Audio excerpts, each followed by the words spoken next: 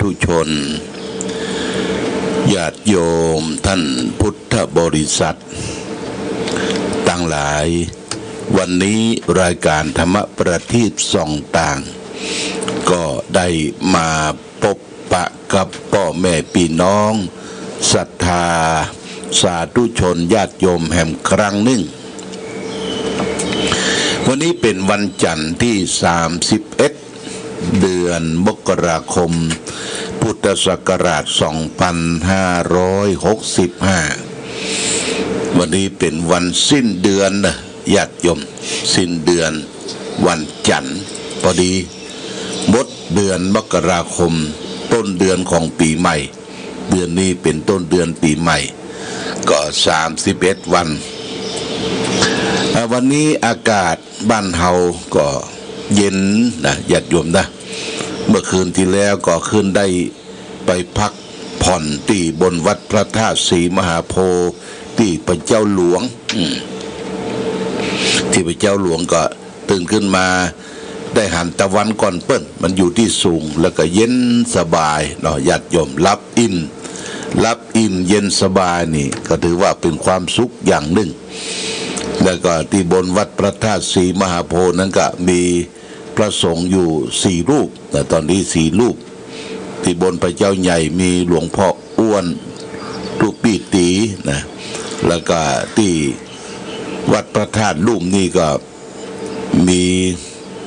2รูปนะตูปีอาจกับตูปีเลินเฝ้าอยู่วันที่2นี่ก็จะมีการพัฒนาเรียกว่าจะได้ขอความร่วมมือกับไฟฟ้าสำนักงานไฟฟ้าใต้พิภพตำบลโป่งน้ำร้อนเปิ้นจะเอารถกระเช้าไปช่วยถอนต้นไม้ที่มันอยู่สูงกว่าพระพุทธรูปก็ได้รับความเห็นชอบร่วมมือจากองค์การบริหารส่วนตำบลโป่งน้ำร้อนนะกินข้าวน้ำข้าวงานแล้วก็ขึ้นได้ไปช่วยกันจะได้ถอนกิ่งไม้ที่มันปกมันบังกลัวลมใหญ่ปัดปังโก่นใส่พระพุทธรูปใหญ่เพราะฉะนั้นก็จะได้พัฒนาในวันที่2นี่นะญาติโยมวันนี้ได้มาพบกันอากาศก็เย็นพอสมควรหลังจากนี้แล้วก็จะได้เดินทางวันนี้หลวงพ่อก็จะเดินทางเข้าไปที่ดอยสะเก็ดยังใหม่ที่วัดกูม่านจะได้เอาพลอยไปเพิ่มแฮมเป็นพลอยไพลินนี่ซาว7 เม็ดที่จะได้ติดยอดชัดแล้วก็มีมหานินนี่9 เม็ดนะ9 เม็ดจะได้ไปติดยอดชัดแล้วก็มีเรียกว่ายกแหม9 เม็ดที่จะได้นำไปติดยอดชัดนั้นมีเกาจันนะที่วัดกูม่านได้สั่งทำไว้ถึงก็จะได้ไปเยี่ยมแล้วก็เอาสิ่งที่เป็นมงคลทั้งหลายเนี่ยนะได้ไปติดใส่ยังซึ่งสร้างศาลาซึ่งเป็นตู้เจ้าเพิ่นจะทำให้เป็นบงเป็นหูรอบองค์ชัดที่จะติดขึ้นยอดชัดเจดีย์ของวัดพระบาอุดมที่เขาจะได้ยกกันขึ้นในวันที่23เดือนมีนาคมนะญาติโยมนะอันนี้ก็แจ้งให้ญาติโยมใครที่จะเป็นเจ้าภาพเจ้าศรัทธายังมีอยู่พลอยไพลินแหมซาว7 เม็ดแล้วก็หมอกบุญเมืองทั้งใหญ่ทั้งย่อยนี่ก็มีอยู่แล้วก็มหานิน9 เม็ดแล้วก็ยกแหม9 ลูกยกแหม9 เม็ดเช่นเดียวกันอันนี้ก็จะได้นำไปติดตั้งอยู่ในยอดชัดเพื่อจะได้ยกกันในวันที่23เดือนมีนาคมนะญาติโยมท่านสาธุชนก็แจ้งข่าวมหาบุญกุศลนี้ไว้คือท่านทั้งหลายรับทราบ ในช่วงท้ายก็จะได้อนุโมทนาแห่งกรรมหนึ่งวันนี้ก็จะเอาสาระธรรมะมาฝากคือแก่ศรัทธาญาติโยมท่านสาธุชนทั้งหลายวันนี้เอาเรื่องหมอกชีวิตนะหมอกชีวิตหมอกคืออย่างกับหมอกก็คือเหมยที่มันปกคลุมทั่วบ้านทั่วจองของเราเวลาเจ้าเนี่ยหมอกเบยมันจะลงอย่างตามร่องน้ำใหญ่ๆอย่างเอาถ้าไปเชียงใหม่นี่ญาติโยมนะในช่วงของเชียงดาวเนี่ยนะเชียงดาวในช่วงที่ถ้ำเชียงดาวออกมาเนี่ยจะมีหมอกเมยลงเต็มนะจนหนทางเนี่ยใกล้จะปิดรถลานี่ก็จะต้องใช้ไฟตัดหมอกมันมองไปได้ไกลพอไปได้ไกลอันนี้หมอกธรรมชาติแต่หมอกชีวิตนั่นคืออย่างเขาก็ลองฟังนะญาติโยมนะฟังแล้วเก็บสาระธรรมนำไปประพฤติปฏิบัติใช้ในชีวิตประจำวันของเขาเมื่อก็ว่าคนเขาเกิดมาในโลกเนี่ยที่จะทำอะไรอย่างบ่ให้มีความผิดความเสียนั่นเสียเลยมันหันจะบ่มีชีวิตทุกชีวิตจะต้องมีจุดด่างจุดพลอยเกิดขึ้นอย่างน้อยก็สักครั้งสองครั้งบ่มีภัยที่จะต้องการให้เกิดมละมนทินเช่นนั้นได้แต่มันก็เกิดขึ้นจนได้เพราะความสะเพร่าและความมัวเมาของเฮานั่นเองจริงอยู่การกระทำทุกสิ่งทุกอย่างคนเฮาจะต้องตั้งใจทำแต่ว่าการทำความชั่วความเสียนั้นแม้จะตั้งใจทำอย่างใดก็ตามก็ยังชื่อว่าเป็นความมัวเมาอยู่นั่นเองเพราะว่าความเข้าใจผิดคิดว่าการกระทำนั้นจะช่วยให้เขาเอาตัวรอดและก็จะอาจจะเอาตัวรอดได้จริงแต่ใจบ่รอดญาติโยมเอาตัวรอดแต่ใจบ่รอดใจถูกปกคลุมไปเสียแล้วด้วยเมฆหมอกแห่งความเข้าใจผิดใจถูกปกคลุมไปเสียแล้วด้วยเมฆหมอกแห่งความเข้าใจผิดอันเป็นต้นเหตุแห่งการอู้ผิดทำผิดและแสดงท่าทางออกผิดต่อไปแห่งมากมายญาติโยมคนเราที่เคยทำความผิดความเสียหายมาแล้วเช่นนี้ถ้ากลับตัวกลับใจได้มาเริ่มต้นชีวิตใหม่แห่งกรรมโดยการหันหน้าเข้าหาแสงสว่าง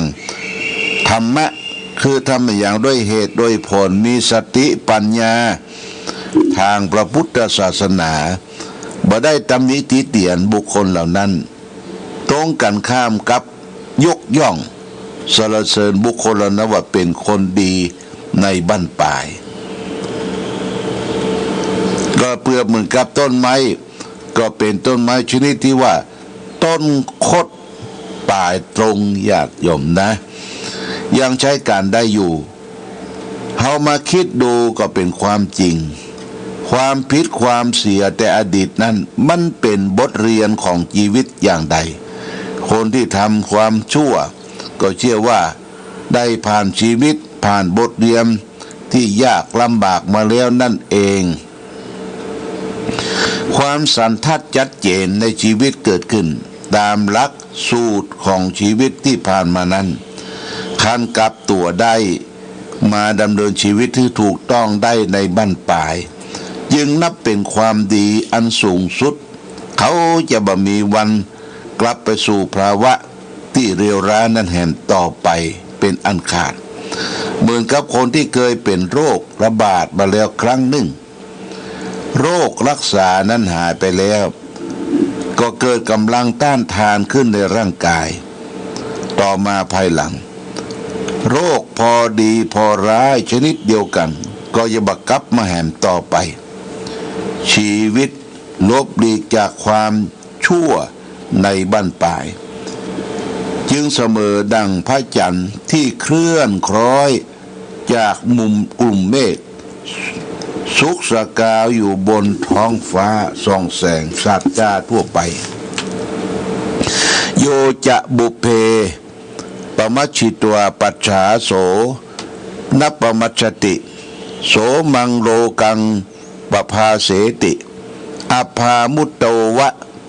จันทิมาบุคคลใดมัวเมาประมาทเป็นต้นภายหลังกลับใจได้กลายเป็นคนไม่ประมาทชีวิตของเขาย่อมรุ่งเรืองสุขใสประดุจพระจันทร์พ้นจากกลุ่มหมอกเมฆรุ่งเรืองอยู่โดยฟองฟ้าฉันนั้นนี่ญาติโยมเนี่ยหมอกที่มันปกคลุมบ้านปกคลุมเมืองเขาก็อดรนทนอยู่ได้โดยใจเครื่องกันหนาวป้องกันต่างๆหมอกที่มันปกคลุมใจเขาดิกะปดโต้หมอกความมืดของจิตใจในญาติโยมมันทำผิดทำพลาดทำอะไรยังหลายอย่างแต่ความผิดพลาดนั้นเพิ่งก็สอนว่าคือมันเป็นบทเรียนแก่ชีวิตเอาก็ตั้งตนตั้งตัวตั้งใจไม่ทำแต่คุณงามความดีของคนงามความดีทำได้ทุกเมื่อเชื่อยามญาติโยมนะทุกเมื่อเชื่อยามเฮาอยู่บ้านอยู่จองก็ทำเงินความคุณงามความดีของเฮาได้ไหว้พระสวดมนต์ทำนั่นทำนี่จัดระเบียบของบ้านของจอง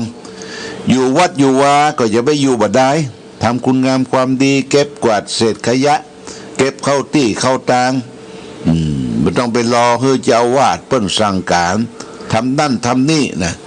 คนที่โดนสั่งการบ่อยก็เหมือนกับซิวญาติโยมนะซิวนี่นะมันจะซิวเข้าไม้เข้าตอกเนี่ยต้องตอกหัวมันเขาไม่ใช่ซิวลูกเป็นคนทำมีความคิดความอ่านอยู่ที่ไหนก็จะไปขี้เกียจขี้ค้านสันหลังยาวความขี้เกียจขี้ค้านนั่นเป็นอันนี้เป็นอบายมุขข้อหนึ่งในอบายมุข6เกลียดค้านการทำงานปวดโตภัยถึงเมื่อต้องการเกลียดค้านการทำงานแต่เจ้าได้ยินข่าวนักเรียนชั้นม.6 ไปโรงเรียนสายเป็นพ่อจายญาติโยมนะถูกครูดุครูด่าครูว่าครูกล่าวเธออย่างมาโรงเรียนสายก็ว่าผมมีความจำเป็นจะต้องมาโรงเรียนสายเพราะว่าจัดทำสำหรับกับเข้าดูแลแม่แล้วก็ทุกวันกลับจากโรงเรียนแล้วก็ต้องไปเสาะเก็บขวดเปล่าขวดพลาสติกน่ะเก็บเอาไปขายเสาร์อาทิตย์ก็ไปรับจ้างจับกลังนั่นก็คือทำงานการก่อสร้างช่วยเหลือตัวเองญาติโยมเนี่ยโอ้สุดยอดครูได้ทราบข่าวแล้วก็ดูประวัติของเด็กคนนี้มีความขยันหมั่นเพียรรับผิดชอบตัวเองตั้งแต่น้อยๆเนี่ยพ่อแม่ยากจนช่วยเหลือตัวเองเสาะสตุ้งสตางส่งตัวเองพักดันเพื่อร่ำเรียนศึกษาตรากตรำทำงานแม้แต่ว่าจะไปรับจ้างขุดดินสินหญ้าจับกลางที่ไหนก็เอาของได้สตางค์ด้วยความซื่อสัตย์สุจริตนะญาติโยมครูนี่น้ำตาโตกได้ไปหันสภาพของความขยันของนักเรียนคนนี้ก็ผู้คนก็โอ้คนมีความสัตย์ความซื่อมีความดีเนี่ยตกน้ำบ่ไหลญาติโยมตกไฟบ่ไหม้เทวดาคุ้มครองรักษาโอ้เด็กชายคนนี้เป็นนายละเพราะว่าเรียนม.6ละเนี่ยจ้องช่วยเหลือตัวเองนี่อาชีพหรือการเสาะเบี้ยหาเงินของนักศึกษานักเรียนนะมีบางคนก็เป็นนักกีฬาต่อยมวยญาติโยมนะต่อยมวยเสาะสตุ้งสตางเป็นทุนการศึกษาบ่ไปแมทบ่ไปลักไปจกไปโลภไปไปเล่นยากินเหล้าต้องแต่งอย่างเพิ่นเหมือนเนี้ยละอ่อนมันจะดีก็ดีเพราะอ้อมปอกนะญาติโยมเด็กคนเฮาเกิดมาเนี่ยหลวงพ่อทองตุจกบอกว่าละอ่อนมันจะดีก็ดีตั้งแต่ผ้าอ้อมปอกถ้าบ่ดีหัวเต็มงอกมันถึงบ่ดีว่ะปดโตมันถึงบ่ดีนะญาติโยมนะอย่างใดก็ถึงบ่ฟังแต่บ่ได้นำไปประพฤติปฏิบัติ นี่เป็นเรื่องราวที่เราจะต้องสรรเสริญบุคคลที่มีความขยันความหมั่นความเพียรมานะบักบั่นขยันขันแข็งทำมาหาเลี้ยงชีพมานะบักบั่นขยันร่ำเรียนศึกษามันเป็นเกียรติประวัตินะเด็กๆเยาวชนทุกคนเนี่ยมันเป็นเกียรติประวัติพอเรียบการศึกษาจบปริญญาเนี่ยมีงานทำอาจจะเป็นคนใหญ่คนโตปกครองบ้านปกครองเมืองก็ได้เพราะมีใจซื่อสัตย์มีความยุติธรรมมีความรู้เนี่ยคนต้องการอย่างนี้นะญาติโยมตึงวันเนี่ยนะต้องการคนความซื่อสัตย์มีความรู้มีความขยันหมั่นเพียร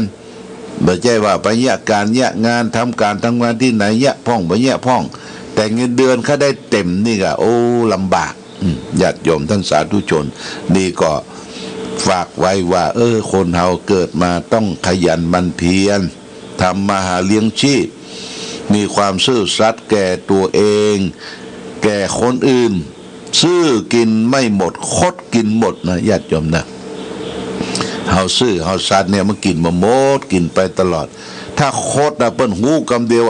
นี่มันโกงมันโลภมันอ้ำของเปิ้นเนี่ยเปิ้นมันบ่มาละบ่จ้อยละเพราะมันมีความซื่อสัตย์สุจริตนี่ฝากไว้ญาติโยมนะซื่อกินไม่หมดคดกินหมดคดเนี่ยคดโกงเนี่ยเล็กงอเอาไว้แป่งคิวไม้งอแป่งคอเล็กงอแป่งคิวคนกดอย่างเดียวใช้การไม่ได้นะหมดญาติโยมท่านสาธุชนเอาละเดี๋ยวเวลาประมาณสัก10 นาทีก็จะอนุโมทนาโมทนากับเจ้าภาพเจ้าศรัทธาตะวันนี้ก็มีป้อสีมายอดแก้วเหลืองเพิ่นก็มาที่วัดเอาทุเจ้ามาตัว2 ตนเพิ่นเข้ากรรมที่วัดสายแดงป้อสีมายอดแก้วเหลืองแม่จันสมเพิ่นก็ว่าห่วงลูกห่วงหลานทำมาค้าขายทำมาหาเลี้ยงชีพว่าทำบุญทำทานให้เขาแล้วก็มาเอาชื่อเอาเสียงมารับเป็นเจ้าภาพนะเจ้าภาพหมอกมุนเมืองเจ้าภาพเนี่ยญาติโยมเจ้าภาพแก้วหมอกมุนเมืองตะวานี้ก็เอาเริ่มตั้งแต่ตะวานะญาติโยมนะมีแม่แดงปัญญาแม่อามโกรธคำนี่พร้อมด้วยลูกหลานบ้านปังปอยหมอกมุนเมือง1 ลูก 2,000 บาทอันนี้เป็นลูกหลานของพ่อสีมาแม่จันสมยอดแก้วเหลืองเนอะก็มีนายเฉลิมชัยนางประภัสสรจิระสงวนพงศ์นี่ร้านสีจันทร์ประบงเนี่ย1 ลูก 2,000 บาทนายอุดมนางอัมพรยอดแก้วเหลือง1 ลูก 2,000 บาทนายอุธรรมนางอนุพรยอดแก้วเหลืองนางสาวอุบลรัตน์ยอดแก้วเหลืองยอดแก้วเหลืองอันนี้ก็ร้านสีจันทร์ร้านยอดแก้ววัสดุก่อสร้างเนี่ยก็1 ลูก 2,000 บาทนางสาวอุบลรัตน์ยอดแก้วเหลืองนี่ก็1 ลูก 2,000 บาทเป็นแก้วโปร่งคามหมอกบนเมืองแล้วก็แม่บัวสอนยอดเลิศยอดทองเลิศบ้านสันทรายตำบลแม่ห้อยเงินดอยสะเก็ดนี่เพิ่นก็ปูจา1 ลูกโดยการนำมาของป้อสีมาป้อหลวงสีมายอดแก้วเหลืองบ้านสันปอสันต้นมือนะญาติโยมนะอันนี้โมทนาสาธุแล้วก็พร้อมกันนั้นก็มีเพิ่มเติมมานะมีแม่อวนฟั่นปัญญาแม่งอนสันติสุข1 ลูกอันนี้ลูกเล็กเนี่ย1,000 บาทนายสวัสดิ์นางรัตดาเครืออุ่นเรือนห้วยงูใน1 ลูก 1,000 บาทป้าหลวงชุ่มแม่หลวงอัมพันธ์ แม่หลวงอำพันธ์บ้านไซแดงเนี่ยนะอันนี้เป็นสารถีขับรถฮือป้าน้อยป้าหลวงสีมา1 ลูก1,000 บาทแล้วก็พระบุญรัตน์อนุพโลวัดสีโขง1 ลูก1,000 บาทแล้วก็พระครูประสิทธิ์สารคุณเจ้าวาดวัดสันพระเนตรจังหวัดน่าน1 ลูก1,000 บาทนี่ป้อสีมาเพิ่งก็ถวายให้นะถวายให้แล้วก็ถัดนั้นมาก็มีเจ้าภาพเจ้าศรัทธาที่รับเป็นแก้วปงคามลูกเล็กนะพอตรงมาถัดลงมาก็มีคุณพงศ์สัทกรสุวรรณพิมลบองยาว1 ลูก500 บาทแม่คำน้อยสุปัญญาพร้อมลูกหลานบ้านสวนดอก1 ลูก500 บาทแม่สุธรรมคำอินตาบ้านห้วยงูใน1 ลูก500 บาทโมทนาสาธุแล้วก็แต่ว่านี้เปิ้นก็จองมาแหมก็คือแม่เรนูบุญธรรม1 ลูกอันนี้เป็นพลอยเป็นลูกเป็นพลอยอันนี้เนอะพลอยไพลินสีแดงแม่เรนูบุญธรรมสวนดอก1 ลูก1,000 บาทคุณสศิธรลูกแม่เรนูปทุมเมธ1 ลูก1,000 บาทโมทนาสาธุครับญาติโยมท่านสาธุชนแล้วก็ติดตามมาด้วยรายการที่บริจาคร่วมสร้างเจดีย์มีนางสาวสุทินสางสุนางนงรักนสพระธิดาศรีสวัสดิ์นี่ปูจาเอาดินกี400 บาทแม่วัชรีเชี่ยวนพรัตน์ป่าบงเวียงบดินกี100 บาทนางสาวพรพัฒสอนเทพบงเหล็กเส้น200 บาทนายแสงนางอ่อง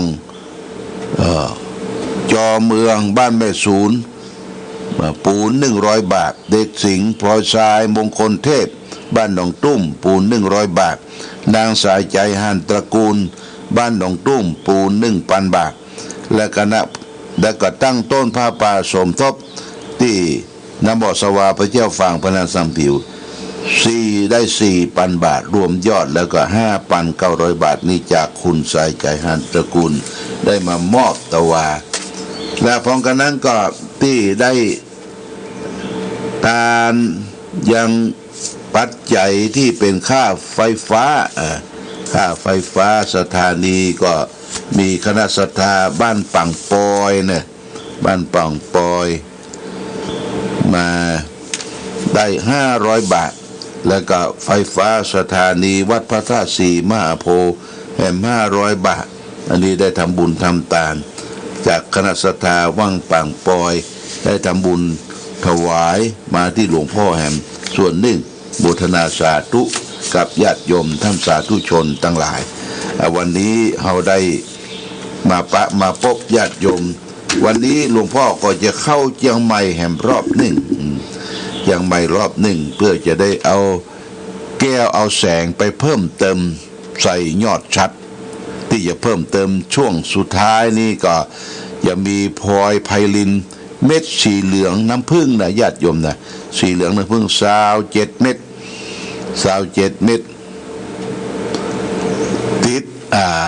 ติดพวงละ